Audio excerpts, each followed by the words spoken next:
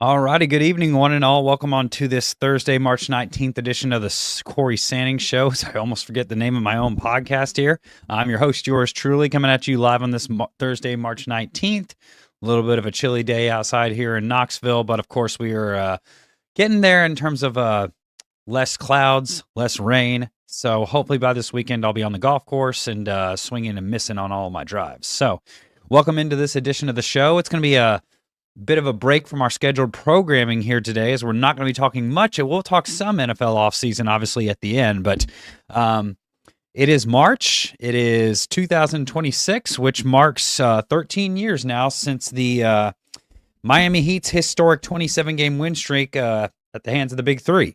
Brian Windhorst put out a fantastic piece on ESPN.com today that we're going to read and reflect on together. We're going to be getting into some of the Big Three's greatest moments. We're going to be debating, was the Heat Big Three experiment, or I guess era, a failure? Might be surprised at my answer. Let me know in the comments. But those of you that are just tuning in, this episode is brought to you by our friends at BioWorks Knoxville, one of my newest partnerships here on the show, and I'm thrilled to have them with me alongside this recovery and fitness journey re-fitness journey, I should say, that I am on.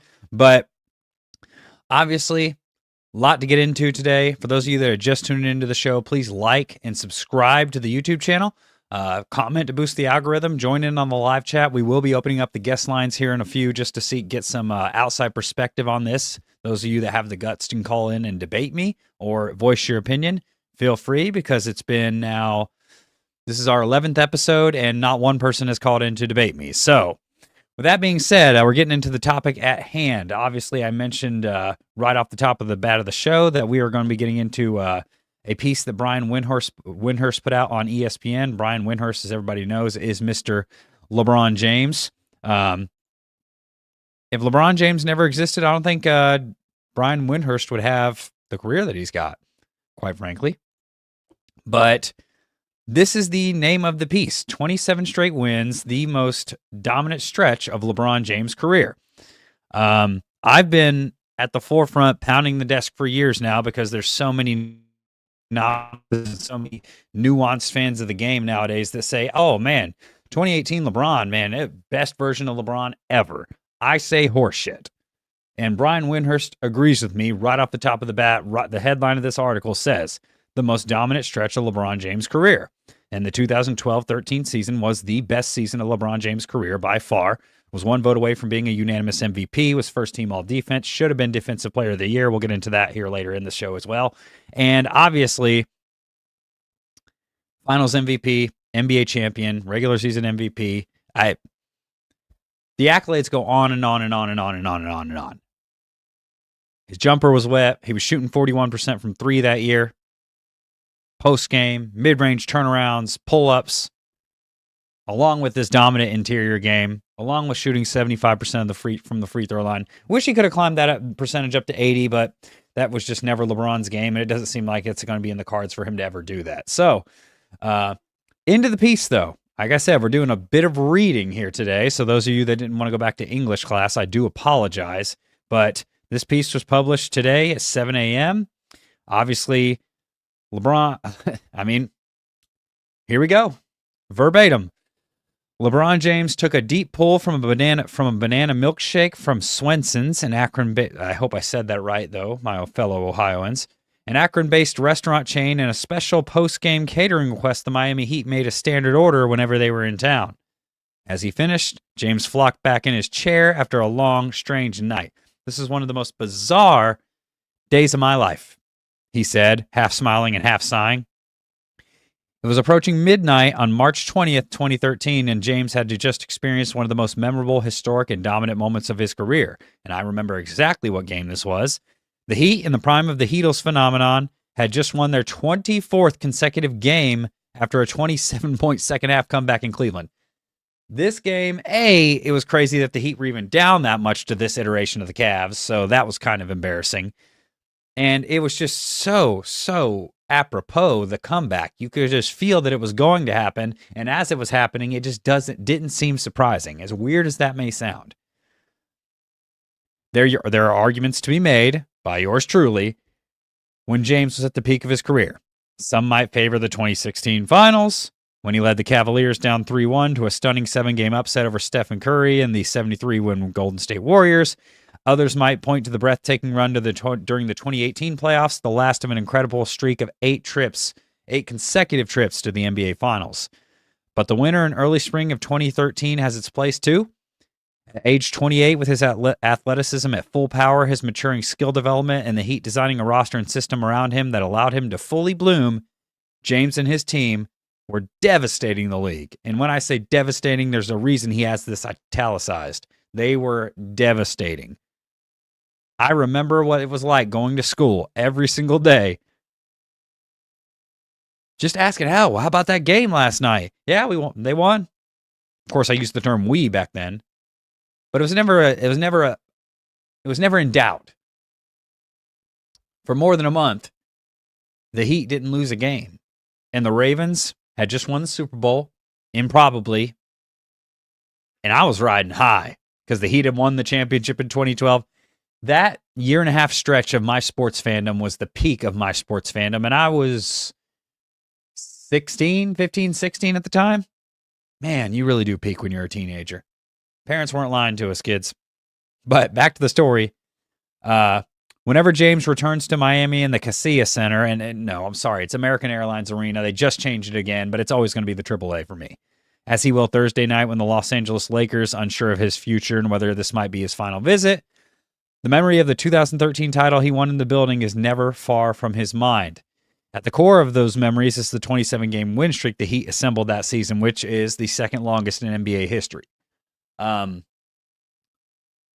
people point to the Warriors streak. Was it in the 2016 season? Oh, they were 28. No, it was you can't span it over 2 seasons. Obviously, this is second longest in NBA history behind the 1971, I believe, Lakers won 33 in a row. Thought it was going to happen there for a minute, but obviously it ended in Chicago that night. Now, 13 years later, the tales from the stretch have aged like James' favorite fine red wines. We all know LeBron's a wine buff. February 3rd, 2013, as I said, the night of the Super Bowl. It was a frigid Sunday afternoon in Toronto, a notorious situation that for decades had caught numerous teams in letdowns, but coming off a disappointing loss to the rival Indiana Pacers two days earlier, rival. Go ahead and call that a rivalry all you want. It was never a rivalry. The second time that the Pacers had beaten them, the Heat were in no mood for such a performance. James, Wade, and Bosh combined for 81 points on 60% shooting in the 102-85 victory. It was the start of what would be a stretch of mind-numbingly and ruthlessly efficient games, and it was also Super Bowl Sunday. And those of you that remember, they stayed over in Toronto to watch the game because of issues watching the game here. It says that at the time the plane didn't have live TV or Wi-Fi, and everyone would be in the dark for 3 hours, missing most of the game. But team officials had a surprise. They delayed the flight and rented out a section at the famous Toronto sports bar, Real Sports, next door to the Raptors Arena, where there's a 40-foot wide screen. There was an open bar, too, and they watched the Super Bowl there. It says the beer flowed, and Heat forward Shane Battier got drunk on Anchor Steam, stealing a Colin Kaepernick jersey off a dummy setup for the occasion. Later, on the way to the airport, Battier grabbed the microphone on the bus and gave an impromptu speech speech to his lubed-up teammates to touch the people as he urged them to take advantage of the Heat's popularity in that time and place. I remember this. I remember them telling the story at the time. I was feeling the love. It was one of the great days of being a teammate, Battier said on the OG show in 2024. I just felt like someone had to say something to capture the moment. There would be no loss for the next 52 days, so I was a little off in just over a month, but it was about a month in, almost 2 months. All right, February 26, 2013, on the next moment. Win number 12, knowing the Heat Big Three stars would have to sacrifice shots when playing together.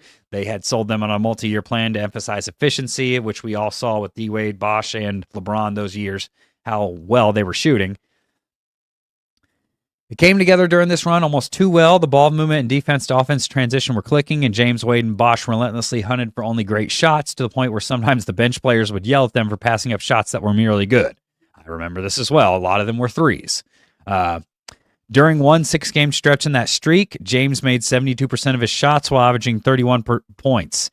In a 9-game stretch, Wade made 61% of his shots and averaged 28 points. And in a 6-game stretch, Bosh made 65% of his shots and averaged 23. This was peak poetry in motion at its finest. And that's what was the beauty of the Heat Big Three eras when they were clicking. Nothing, not even the Warriors Hamptons five, could match up to the seamless transition from defense to offense and seamless ball movement, flawless ball movement. Maybe I'm understating how good the Hamptons five was, but it was unlike anything I'd ever seen before. And obviously I was a young fan at the time, so I hadn't seen too much, but it was just something else. And this culminated in a double OT 141-129 win over the Sacramento Kings. LeBron scored 40 on 23 shots with a then career high 16 assists. I remember that game. Wade had 39 points on 28 shots, and it was their last game in February. And that month, LeBron shot 64%. In fact, I remember the game where he broke his 60+% shooting percentage streak. It was, I think, 58, 59. And we thought that was subpar. I mean, the next day, they secretly filmed their Harlem Shake video, which is now infamous, refusing to tell coaches and staff that they were doing after they brought in a bunch of costumes and props and then holed up in the locker room. Oh, gosh. In practice that day, we were giddy. Wade remembered in a recent Amazon Prime broadcast. We were in there like little kids giggling. Spo was mad at us because we were giggling too much. I mean, I don't know. I remember that. But here comes win number 16. This is against the Orlando Magic. I do remember this game with less than a minute left and holding a 3-point lead. The Orlando Magic thought they were going to put an end to the streak, and it was a statement game from Nikola Vucevic, who had 25 points and 21 rebounds that game, because at that time, the only way you could really beat the Heat was try to out-muscle and out-physical them down low, because Chris Bosh was drifting out to shoot jump shots to allow Wade and LeBron the space to create. But the Heat's defense tightened when it mattered most, as Windy points out, finishing the game with 5 consecutive stops. It was set up a winner from James, who hit a driving layup with 3.2 seconds left to save the streak and win 97-96. He only had 24 points that game, but it was his 200th straight regular season when he scored in double figures. Obviously a streak that would go far beyond that number and actually just ended this year when he's 40-something years of age and in his 23rd season. He is defined by winning plays. Spoelstra said that night, he just continues to make them. And he did on March 18th, 2023 against the Celtics, too. Those of you that remember that game, we talked about it last night, particularly for the dunk over Jason Terry. Obviously, the Heat were down 17 at that point in that game at one point. Boston held a 13-point lead, and they were itching to celebrate a victory after losing Rajon Rondo to a torn ACL in his right knee. But LeBron led an improbable comeback from 17 points down, finished with 37, including the game-winning jump shot with less than, 5 seconds to go over Jeff Green? 10.5 seconds, so never mind. It's right there, and I didn't read it. Shit happens. But broke out the silencer, had the memorable dunk over Jason Terry, and obviously, Jason Terry at the time, for those of you that don't remember, Jason Terry, especially for us Heat fans, we hated that motherfucker. I'm not even going to mince words. We hated that SOB. All he did was talk so much trash in the 2011 finals, and he had no whatsoever. The word is slipping in dead air as I was sin in broadcasting, so I apologize. Jason Terry had no business being able to talk smack to LeBron James and back it up, and he did that in 2011, and that's what makes me the most sick even to this day about that series. LeBron let 6'1" Jason Terry, who is likely not going to the Hall of Fame, maybe he'll get in there as a fringe Hall of Famer, outplay him in a 7-game series. It was embarrassing. It was shameful. It's the reason why I can't put LeBron as the undisputed greatest ever on my list. And that series alone sailed the ship for me, and it sailed the ship for me at that time too. Just did. And that night LeBron got his get back. And it was great to watch, and it was great. I loved the technical foul. I loved the stare down, and I loved going into Boston and LeBron hitting a game winner in that building in that fashion. Oh, it was glorious. And to this day, it's still glorious to think about, because now all anyone asked Jason Terry about is not how he outplayed LeBron on the biggest stage. It's how he got dunked on it, because it was one of the most iconic posters ever. And as Norris Cole said, he's like, and Jason Terry has said it as well, I don't know what the hell he was doing jumping. I figured he'd get out of the way. Jason Terry, your competitive edge got the better of you that night, and not in a good way. Got the better of you in 2011 in a good way, but that night wasn't it, bud. And you got reminded just how much of a peasant you are compared to the king. And I hate to say that because LeBron's not my favorite player ever, but it's just the truth. Obviously, James relished putting Terry on a poster. He stood over him as he lay on the court. And as he said after the game, that it happened to JT made it that much sweeter because we all know JT and he talks too much sometimes. I'm glad it happened to him. Hell yeah, I was too. And then obviously came the 24th win, which was obviously in Cleveland. The 27-point improbable comeback. After it just made a 17-point comeback. One of the best comebacks I've ever been a part of, as he said, as he finished that milkshake. And obviously it ended a week later in Chicago to the Nate Robinson-led Chicago Bulls. But obviously the Heat went on to win the championship that year. It was a bit tougher road than they thought. Took a Ray Allen miraculous three-pointer, the greatest clutch shot in NBA history, to get them there. It took a 7-game series against the Indiana Pacers. It took a bunch of D-Wade injuries and doubts on whether the Heat Big Three era was going to really continue. As Pat Riley said, I wish I had another 6 to 8 years. It was never the same after that year. They lost to the Spurs in the finals in a rematch in 2014, and LeBron returned to Cleveland, and that was all she wrote. But that stretch stands out as the penultimate moment of the Heat's Big Three era. And obviously it was, in my opinion, I think it was done too soon, but at the same time, it wasn't, because LeBron going back to Cleveland and winning that championship, particularly in the fashion that the Cavs did, was the best thing that could have happened to his career. Even with the finals losses, I think that, that gives him a case, given how impressive that was. But overall, I mean, the topic of the show and the first question in the thumbnail was the Heat's Big Three era a failure?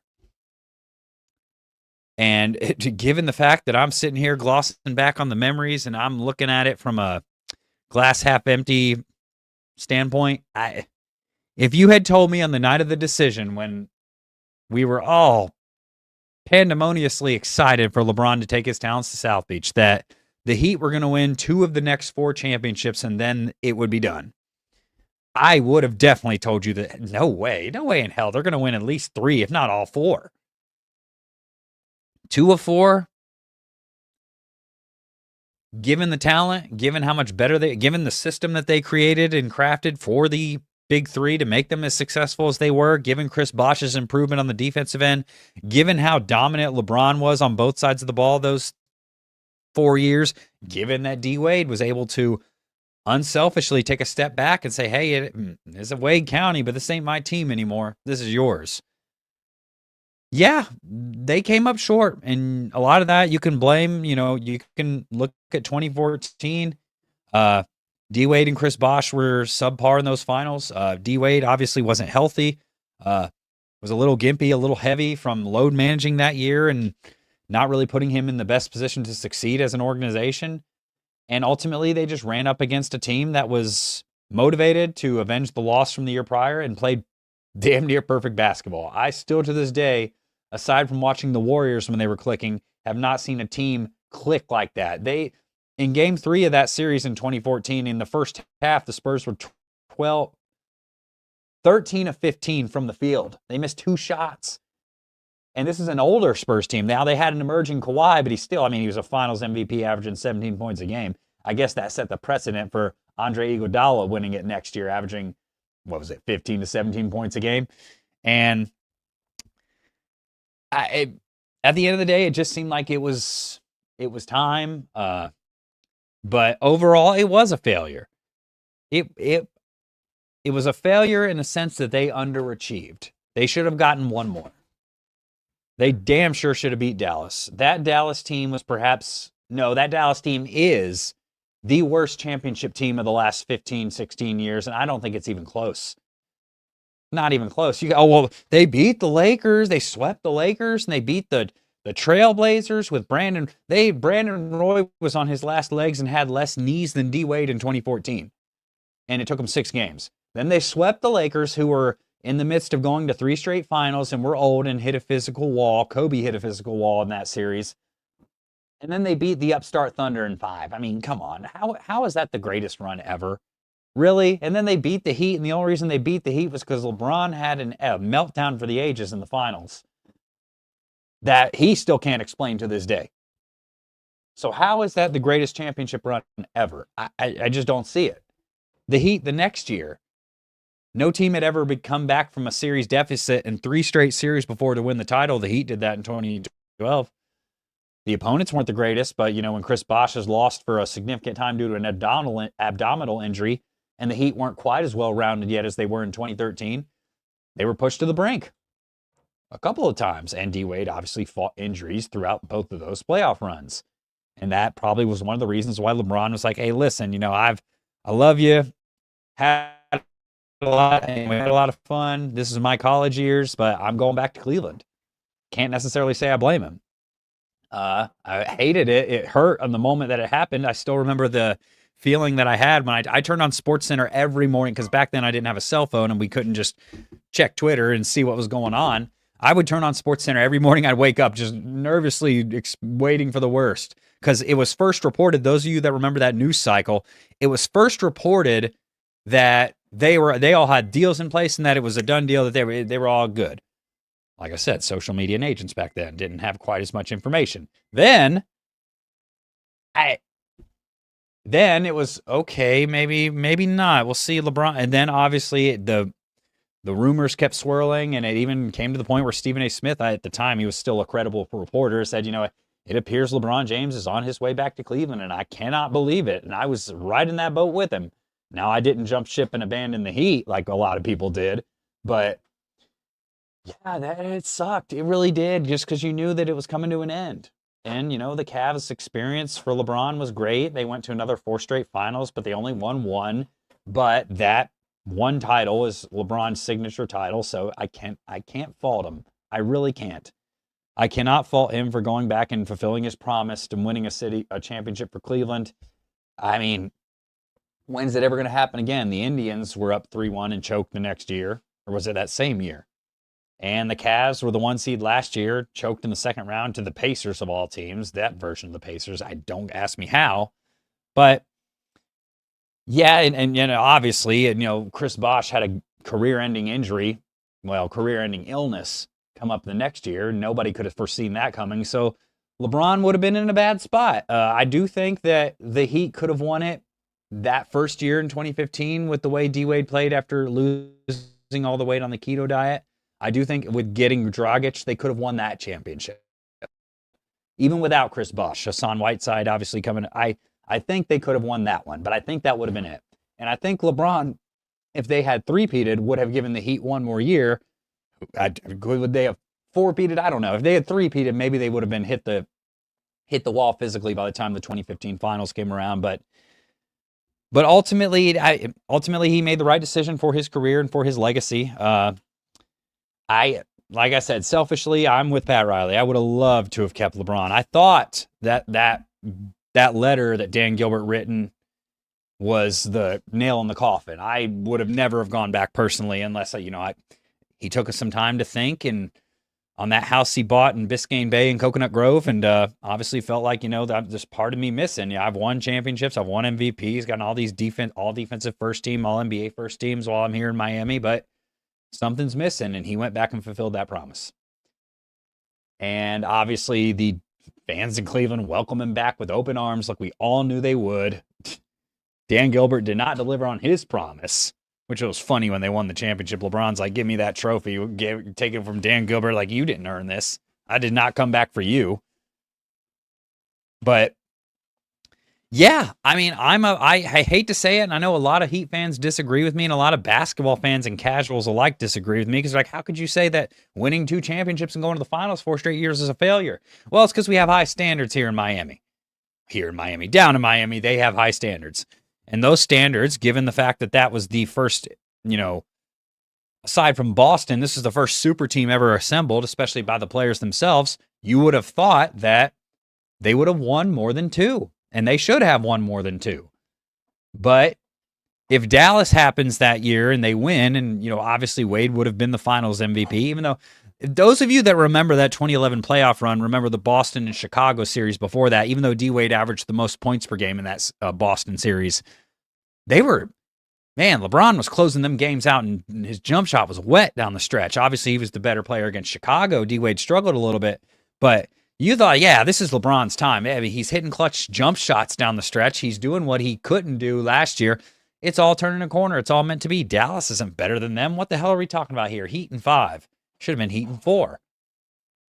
And something happened. I don't know. I don't know if he was reading his phone too much or what, but something happened and everything changed. From the 6-minute mark of the fourth quarter in game 2 of those finals, everything changed. I don't know what. LeBron still to this day can't even explain it. Just says he played like shit, and honestly, that's what happened. I think he sort of subtly explained it as, the weight of the world was on his shoulders. He had embraced a villain role that he wasn't really comfortable playing. And ultimately, it all came crashing down in those finals, and we all saw it play out on the game's biggest stage. But ultimately, like I said, this is going to be chopped up and taken out of context, but the Heat Big 3 experiment, in hindsight, is 2020, was a failure. They should have won more than 2. They went to the finals all 4 years. They should have won more than 2. They should have at least won 3. Maybe give the Spurs 2014. But they were the best team in the league all 4 years, except for the last one when obviously Wade was load managing and he was getting bulky in them knees. But the Heat Big 3 should have won more than 2 championships. And I hate to say it as a longtime Miami Heat fan, but should have gotten more. And it's a bummer that they didn't. But let me know what you all think. Obviously, like I said before, I'm actually going to go ahead and open up the guest lines. Those of you that want to call in, go to the pinned comment in the live chat. Obviously, nobody has had the guts to do so here yet. So that is now pinned. It's a starred comment. So if you'd like to call in, go right ahead. Let me know. What do you think? Was the Heat Big 3 experiment a failure? Was that the best stretch of LeBron's career in 2012-13? I think it abundantly is, but let me know what you think as we get into the sponsor of today's show. And like I said, the sponsor of today's show is BioWorks Knoxville, the show's newest sponsor and my wellness and recovery partner. Now, BioWorks is located over there on Osprey Point Lane in West Knoxville. Obviously, it's a great place to go if you're looking to go near the Concord Lake area. Just go in, you can call, make an appointment here at that phone number. You can book an appointment online, but obviously it has everything you need from wellness, regeneration, and recovery. Obviously, recovery is big to those of us who are on a fitness journey. And I hate to say that I'm on a fitness journey because I've worked out consistently for 5 years, but for the last 2 years, I really feel like I'm just going through the motions. I really do. And I just needed something to find to get me back to that oomph. And BioWorks has done that. You can get anything from peptide therapy to vitamin injections and IV drips. I recommend IVs to anyone that's in fitness. Get them at least once a month if you can afford it. More often if you can't, or if you can. You can get injectable vitamins if you don't like taking pills every day. But if you don't like taking pills, I have a hard time seeing you like getting a needle jabbed in your butt. But you can get ozone therapy. I preach ozone therapy all day because it is amazing. It clears brain fog like that. All it is. Little prick in your arm, you drain out some blood, you hydrate it, or you oxidize it, I should say, if that's the correct term. You pump pure oxygen into your blood, not pure, but very purified oxygen, and then they infuse it back into your body, and the next day or two, some people take 2 days to recover, you're going to feel like a new person. You can also go in and get some peptide therapy. I was obviously on Retta there for 3 weeks. We're going to have a video coming out about that soon. I've now switched to a different peptide on my fitness journey, but peptide therapy does work. It is regulated by the FDA now, and you can find it on almost any wellness clinic across the country. Obviously, you get into cryotherapy, infrared sauna. Everyone loves some red light therapy, and obviously compression therapy on a good leg day. So go visit BioWorks Knoxville, Knoxville's premier recovery and wellness headquarters. Tell Kenny that Cory sent you, and he might like me just a tad bit more. So with that being said, we're getting into the second half of the show now. And the second half of the show, I told you, It's going to be a lot of Big Three's greatest moments. And there are a lot of them, as you can see right here. Even though Chris Bosh wasn't a part of this, this might be the most iconic photo in sports history. One of them, if not the most iconic NBA photo, aside from Michael Jordan's final shot in Utah. How apropos of a moment do you have to be sitting there and you caught? And a lot of people don't realize is that this was not a alley-oop. This was a bounce pass. And obviously made for great TV, made for a great victory, and it was in Milwaukee too, as you can see, back before the Bucks were prevalent, back before Giannis was oomph. And is it an audio call? And no, it is actually a video call, so you will be on video unless you cover your camera, which you are more than welcome to do. Or actually, you can turn your camera off. So yes, it's supposed to be video, but you can turn your camera off if you just want to talk. But Big Three's greatest moments. Oh, there are so many. The first one, obviously, that sticks out to me was the first night in Boston, even though that was a loss. Just the reality of this was happening. Wait for the MJ LeBron debate. I don't know what that's going to be. So, but obviously, I remember that one. I do remember that Boston was a thorn in Miami's side until the playoffs that year, or until the final regular season matchup between the two. But from that 2011 season, I mean, a lot of I remember game 1 against Boston when they set the tone by blowing out the Celtics. D-Wade had 38 points that game. Game 2 set the tone again. LeBron scored 35. They went up 2-0. And then that game 4, that was what I remember the most. LeBron, 35 points. D-Wade, 28 points. Hit a bunch of clutch jump shots down the stretch and took a 3-1 lead in Boston. Was really a turning point in that series because Boston very well could have won that game and tied it up 2-2. And who knows what happens going back to Miami for a pivotal game 5 with the series tied 2-2. Obviously, game 5 was memorable. LeBron scored 10 straight points and closed out the Celtics himself. It was a great moment. Going against Chicago, that game 5. Obviously, game 3, Chris Bosh scores 34 points. Game 5, coming back from down, what was it? I know it was double digits, but they came back from down like 10-12 down with like 2 to 3 minutes to play. D-Wade and LeBron spurred a 15-point comeback, and the Heat advanced to the finals, and it seemed at that point like this is meant to be. This is just all the stars are aligning, and LeBron is finally going to win a championship. Then 2011 happened, and that's memorable for reasons we won't get into. Going into the next year, that Christmas Day game when they blew out Dallas, man, I had never, as a sports fan, I've never hated a team more than I hated that 2011 Dallas team, and I still do hate them that much to this day. That Christmas Day game, oh, I loved it. The poetry in motion, like I said, the tip alley-oop from Chalmers to LeBron, tips it to D-Wade. It was scary good. They were up by almost 40 points in the third quarter, I believe. It was not even close.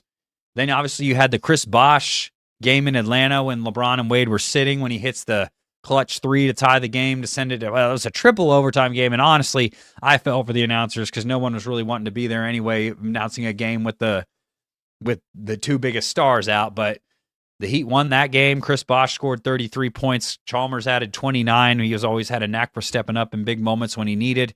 And the Heat won that game. And obviously they went into All-Star weekend. LeBron had an incredible All-Star game despite passing up the final shot. Going into the 2012 playoffs, memorable game 1 against the Knicks. LeBron was incredibly efficient. They win that series easily. And then they go down 2-1 into the Pacers. And we have game 4. 70 combined points. And I remember Magic Johnson on that pregame show because everyone's like, dude, they're going to lose. I'm telling you, man, this is over. He's like, they're going to have to combine 70 for them to have a chance because Chris Bosh was lost for the foreseeable future after game 1 of that series, and they were on the road down. And they were down. I remember I walked in from my first job as a grocery bag boy at Food City. I walked into I remember my brother and my basically my two brothers were sitting there watching the game. I walked in. I'm like, hey, updates. Are the Heat winning? And I remember he looked at me. He was like, fuck no. And they were down 10. And I was like, yeah, well, that's all she wrote, right? Well, Wade and LeBron had other plans that dominant second half. LeBron ends with 40. Wade ends with 30. They close out that game. They go back to game 5. Another 60-plus combined points, and then they close it out with another 69 points combined in Game 6. Wade scored 41. I believe LeBron had 27. and they put the Pacers on notice, and the Pacers from that point on hated the Heat, but still could never beat them. That was the best part about that, is they could never break through and beat them, no matter how much trash they talked. It was glorious. And then the Celtics series comes along, and they go up 2-0, and you think, okay, even without CB, he's coming back, getting close to returning, they're still going to beat this old Celtics team. The only reason the Celtics were there was because Derrick Rose got hurt, and they played the 76ers in round 2. I mean, let's be honest. It would have been Chicago again. They still would have lost to the Heat again, but that's neither here nor there. He's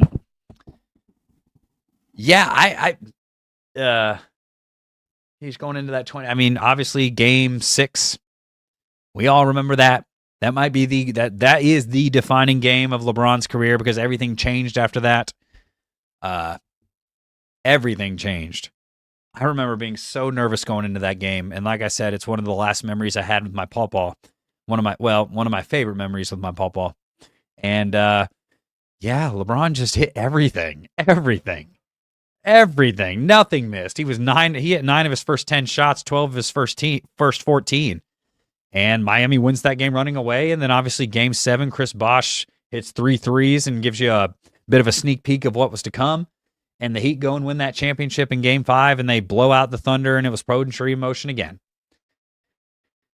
I remember that night because I don't think we got hardly any sleep, staying up all night with all those, all that celebrating we were doing. I'll just leave it at that. But you go into the next season, obviously you have opening night, raising the banner. That was memorable. 27-game win streak. That's never going to be topped. And then you go into the playoffs, and obviously you had, the Game 7 against Indiana, had some rough stretches there. They beat Chicago in the second round, and then they get to the finals against the Spurs, and you have the memorable Game 4, 33 and 32 with LeBron, I think, and Wade. That was probably their best finals game as a duo. They have the memorable Game 6. That's number 1. We don't even have to. I don't have any lists put together because I'm just going off memory. I'm going off top. This is ad lib. I have no script on this. Game 6. Oh, man. Game 6. We had to change the picture for this because it's only apropos. Game 6 of the 2013 NBA Finals. Heat, Spurs. Heat down 10 going into the fourth quarter. LeBron has the fourth quarter of his career up to that point, especially in the finals. Brings the Heat all the way back, has them ahead. Tony Parker hits 2 quick shots, a 3 and a quick layup, and the Spurs are back up 2. And LeBron has 2 under-characteristic turnovers down the stretch, and the Heat are down 5 after Ginobili and Kawhi both split after Ginobili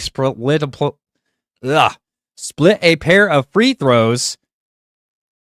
Ginobili, obviously, they're down 5 with 20 seconds to go, and the body language reads it. We all thought it was over. Like, what the hell? You came all the way back for this. LeBron hits a 3. Okay, there's some life. Okay, you're still on the edge of your seat, about to throw up, nervous. And then Kawhi goes to the free throw line. We thought, okay, Ginobili's going to get it. He's going to hit both, or Tony Parker. They get it to Kawhi. Okay, at that time, Kawhi wasn't the player he is now. So we're like, okay, maybe. He's 21. He rims out the first free throw. That changes everything. Everything. You hoped he missed the second, but he gathered himself, credit to Kawhi, and hit the second. But the Heat don't call a timeout. And we thought for sure they were going to call a timeout, right? No. In fact, it was the smartest thing in the world that they didn't, because Tim Duncan was not on the floor at the time. So, shot misses. Maybe Eric Spoelstra was thinking about it. You have a chance to get the offensive rebound. And I remember it to this day. Chalmers gets the ball, the call. Should the Spurs foul? Should Miami go for the 3 right away? Just attack the basket. I was of that mindset too. Because attacking the basket, you can score a quick 2 and still foul. Maybe they miss a free throw again and you 3 wins it. Well, LeBron takes the 3. I give him credit for that. He didn't run from the shot. He wanted the shot. Long rebound to Chris Bosh. We all know the rest. Quick flip in the corner to Ray Allen. Cleanest swish I've ever seen in my life. Cleanest swish I've ever seen in my life. And yes, Kawhi did choke. Good pointing that out. And from that point on, the Spurs were done. And you sensed it. You're still nervous in overtime. There have been maybe were a couple of missed calls, but they let them play. And the Heat closed that game out in overtime. And the rest was history. Game 7 was memorable. LeBron was a tour de force in that game, hitting jump shots. hit all of his free throws, 37 points, 12 rebounds, was the finals MVP, clear and away. He was the best player, and it wasn't even close. It wasn't even close. It was like that in Cleveland too, but these 12, 13, and 14, 12 and 13 especially, because KD did get the MVP in 14, and I think he was the MVP that year. Voter fatigue played into Rose, but it wasn't even close. It was the next best player, Kevin Durant, was on another echelon, and he was Kevin Durant. Still was the best scorer in basketball at the time, and wasn't even close. And it was awesome. And then 2014, you had some memorable moments as well. The game in Portland, Chris Bosh game winner. I forgot the San Antonio game winner that Chris Bosh hit without LeBron and Wade. Obviously, Chris Bosh always was coming up big and hitting clutch shots when the big other two, one of the two or both, if not both, were playing. Should have had finals MVP in 2015. Yeah, he should have, but, that's Cleveland. This is the Heatles discussion. But overall, Game 6, man, how can you go wrong with that? And then you get to 2014, obviously, had some memorable LeBron stretches, the 61-point game against Charlotte, the 36 points against Golden State, the game-winning 3 nearly at the buzzer. Obviously, he got attuned to playing Golden State, so no wonder he played so well in those finals against them. And then, obviously, you get into the playoffs, 49 against Brooklyn and Paul Pierce. That was a memorable moment. Should have had 50, missed the free throw, was pissed at himself for that. It was pretty funny. Obviously, the dunk in which he stared down Michael Jordan, I just think he happened to glance over there, and there he was. I don't think he was thinking, oh, man, I'm going to steal this ball and stare down MJ on the bench. I still don't get that narrative to this day. But overall, at the end of the day, it was a great 4-year run, and I miss it dearly. The more and more that time goes by, the more and more I have trouble accepting the fact that it's been so long. Not only because of, it was a great time in my sports life, but it was a great time in your life in general. You're a young kid with no worries in the world, but how am I going to, get $20 to have fun on the weekend? I just got to pass this test. My meals are paid for. My bills are paid for. I just got to worry about what my sports team's if they're going to win or not. And I remember last time, posterized Surge on God, his nose broke. Yeah, I do remember that. That was a memorable performance too. That was when LeBron made his little midseason push and tell you, hey, you forget about me? I'm still coming for MVP too. They let people wear black masks now. Yeah, back then LeBron was so good in that black mask. They said nope, and then he puts a clear one on and drops 60. Career high still to this day is 61 points. And it was the Heat franchise record until Bam Adebayo scored 83 last week, which, obviously that was, you get 83, you give props to him, but, it was a little assisted by both sides. So, just saying. But overall, it struggles. It makes me struggle with my mortality and the fact that I'll be 30 in December. And it makes me struggle with the fact that it seems like yesterday, but it really wasn't. It was more than a decade ago. And it's closer to 2 decades now, honestly, than it is closer to 1. And that does not sit well with me. Those were some of the best days of my life as a sports fan. Those were the best days of my life as a sports fan. You have a year and a half stretch where your team wins the NBA championship. Then your team goes on to win the Super Bowl in one of the most memorable playoff runs ever. And then you have a 27-game win streak that starts on Super Bowl Sunday. And then on top of that, one of the most memorable NBA finals ever with the greatest clutch shot ever to cap it off. That summer, I was riding so high. I'm telling you, the only thing that brought me down was the fact that my parents decided to move us back to Ohio for some reason. And if they're listening, I still haven't forgiven you. I'm just kidding. I have. But at the time, I did not. But, yeah, 11-0 Joe Flacco. Definitely not the GOAT. He's still Fluco. We all know that. But those of you that have tuned in, I do appreciate it. Those of you that have tuned in for the first time, whether you're tuned in for the second time or whether you've tuned into every single episode that we've had so far, I do appreciate it. Please, if you think about it, if you want some behind-the-scenes content, if you want a monthly shout-out, if you want to join and support the channel, please consider joining my Patreon. It's in the link in the description. You can listen to the show on Spotify, Apple Podcasts, iHeartRadio. Please, we will be rolling out channel memberships soon. We will be rolling out a second channel soon that's going to be dedicated to mostly fitness and self-improvement. Obviously, there will be more recorded content and not live. I do hope you all support us on there. But if you're just tuning in, like the video, subscribe to the YouTube channel. We're trying to get to 1,000 subscribers. And please hit that notification bell for when we drop our daily live content. And until next time, I'm your host, yours truly. And if you haven't figured out what my name is, then maybe you should look at this overlay around the screen or at the title of the show. But get your sleep, lift your weights, eat your protein, drink your water, and eat your greens. And I'll see you next time.